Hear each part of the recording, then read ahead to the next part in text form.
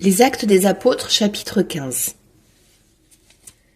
Des gens venus de Judée, à Antioche, enseignaient les frères en disant « Si vous n'acceptez pas la circoncision selon la coutume qui vient de Moïse, vous ne pouvez pas être sauvés. » Cela provoqua un affrontement ainsi qu'une vive discussion engagée par Paul et Barnabé contre ces gens-là. Alors on décida que Paul et Barnabé, avec quelques autres frères, monteraient à Jérusalem auprès des apôtres et des anciens pour discuter de cette question. L'église d'Antioche facilita leur voyage. Ils traversèrent la Phénicie et la Samarie en racontant la conversation des nations, ce qui remplissait de joie tous les frères. À leur arrivée à Jérusalem, ils furent accueillis par l'Église, les apôtres et les anciens, et ils rapportèrent tout ce que Dieu avait fait avec eux. Alors quelques membres du groupe des pharisiens qui étaient devenus croyants intervinrent pour dire qu'il fallait circoncire les païens et leur ordonner d'observer la loi de Moïse. Les apôtres et les anciens se réunirent pour examiner cette affaire. Comme cela provoquait une intense discussion, Pierre se leva et leur dit « Frères, vous savez bien comment Dieu, dans les premiers temps, a manifesté son choix parmi nous. Mais c'est par ma bouche que les païens ont entendu la parole de l'Évangile et sont venus à la foi. Dieu qui connaît les cœurs leur a rendu témoignage en leur donnant l'Esprit Saint, tout comme à nous, sans faire aucune distinction entre eux et nous. Il a purifié leur cœur par la foi. Maintenant, pourquoi donc mettez-vous Dieu à l'épreuve en plaçant sur la nuque des disciples un joug que nos pères et nous-mêmes n'avons pas eu la force de porter? Oui, nous le croyons, c'est par la grâce du Seigneur Jésus que nous sommes sauvés, et de la même manière qu'eux. Toute la multitude garda le silence, puis on écouta Barnabé et Paul exposer tous les signes et les prodiges que Dieu avait accomplis grâce à eux parmi les nations. Quand ils eurent terminé, Jacques prit la parole et dit « Frères, écoutez-moi. Simon-Pierre vous a exposé comment, dès le début, Dieu est intervenu pour prendre parmi les nations un peuple qui soit à son nom. Les paroles des prophètes s'accordent avec cela, puisqu'il est écrit « Après cela, je reviendrai pour reconstruire la demeure de David qui s'est écroulée. J'en reconstruirai les parties effondrées. Je la redresserai, alors le reste des hommes cherchera le Seigneur. Oui, toutes les nations sur lesquelles mon nom a été invoqué, déclare le Seigneur qui fait ces choses, connues depuis toujours.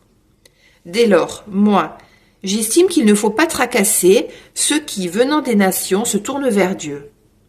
Mais écrivons-leur de s'abstenir des souillures des idoles, des unions illégitimes, de la viande non saignée et du sang.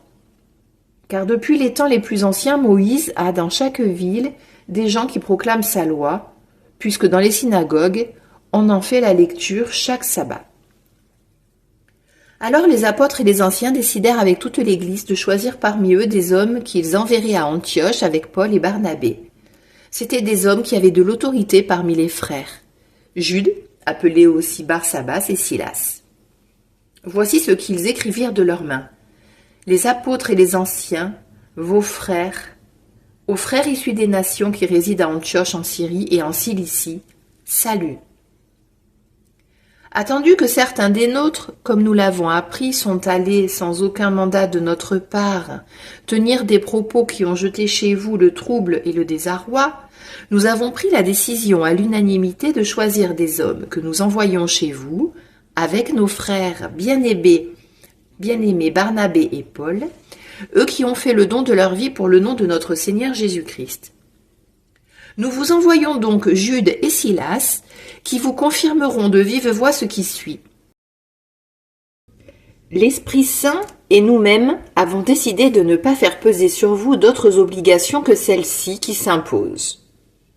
Vous abstenir des viandes offertes en sacrifice aux idoles, du sang des viandes non saignées et des unions illégitimes. Vous agirez bien si vous vous gardez de tout cela. Bon courage. On laissa donc partir les délégués, et ceux-ci descendirent alors à Antioche. Ayant réuni la multitude des disciples, ils remirent la lettre. À sa lecture, tous se réjouirent du réconfort qu'elle apportait. Jude et Silas, qui étaient aussi prophètes, parlèrent longuement aux frères pour les réconforter et les affermir. Après quelque temps, les frères les laissèrent repartir en paix vers ceux qui les avaient envoyés.